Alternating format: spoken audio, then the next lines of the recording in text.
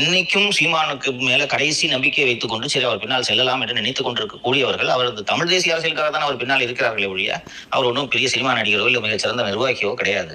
தோற்றுப்போம் என்று தெரிந்தும் இன்னும் நாம் தமிழர் கட்சியில் இருப்பவர்கள் தொடர்ந்து அந்த அமைப்பில் செயல்படுவதற்கான காரணம் சீமானின் தமிழ் தேசிய அரசியல் மீது வைத்திருக்கக்கூடிய ஒரு நம்பிக்கை தான். ஜாலியா இருக்கிறீங்க,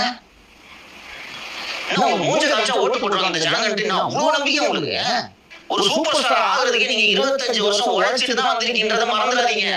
அந்த காலத்தில் ஒரு மிகப்பெற்ற புகழ்பெற்ற ஒரு இலக்கிய பாடலில் தான் விஜய் அவர்களுடைய அரசியல் வாழ்க்கையை தொடங்குகிறது என்று நினைக்கிறேன். தொட்டப்பட்ட ரோட்டு மேல முட்டை பரோட்டா என்ற அந்த பாடல். இந்த பாடலை பாடியவர் உங்கள் கட்டப்பா, இந்த பாடலை பாடியவர் உங்கள் விஜய் அப்படின்ட்டு போட்டுருவாரு. இப்படி 20 வருஷம் நடிச்சீங்க, நீங்க குப்பை படத்துல நடிச்சீங்க, உழைச்சீங்க, நீ சூப்பர் ஸ்டார், அசைக்க முடியாத சூப்பர் ஸ்டார் நினைக்கிறீங்க. அரசியல் மட்டும் எப்படி சார் வந்து 1 வருஷம் வேலையே சிஎம் ஆயிட்டீங்க?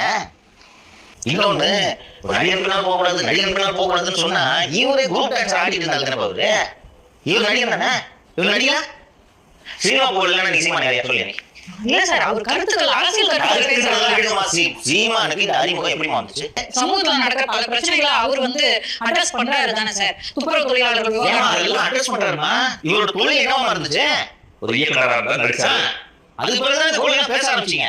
விஜய் நடிகரா இருந்தாலும் நீங்க கூட பேச ஆரம்பிச்சிருக்காரு. நடிகர் பின்னாடி போகக்கூடாதுன்னா இன்னும் ஃபுல்லா பேசல இல்ல சார். அவர் வந்து நம்ம பேசுறாரு பேசல, நடிகர் நாடாடக்கூடாதுன்னு சொன்னா இது என்ன லாஜிக்னு கேக்குறேன். நீ நடிகர் தானே? ஏ மூலக்கட்டப்பல, ஏ முட்டாப்பல, ஏ மக்கட்ட மக்கட்ட மக்கட்ட, டேய் ஒண்ணாடா போடா, அப்படி போடா.